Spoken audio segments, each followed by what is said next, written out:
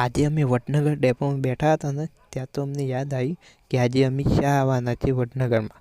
એટલે અમે પણ બધા છે ને નીકળી ગયા ત્યાંથી છે ને મ્યુઝિયમ તરફ. હવે મ્યુઝિયમમાં જતાં જતાં અહીંયા આવે છે વચમાં પોલીસની નાકાબંધી, કેમ કે અહીંયાથી પોલીસની ગાડીઓને બધું ચાલતું હતું.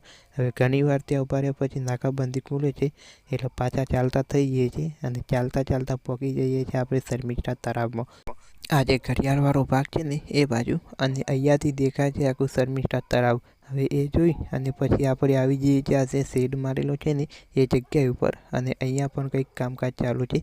ખબર નથી શું કામકાજ ચાલુ છે, પણ એ જોવા માટે આપણે છે ને અહીંયાથી સીધા જ ઉપર જતા રહીએ છીએ. અને ઉપર જઈને જોઈએ છીએ તો અહીંયા પણ લીલા કંતાન મારેલા હોય છે, અને આ બાજુ છે ને જે જૂના મકાન મારેલા છે કંઈક એમનું ખોદકામ કરેલું છે.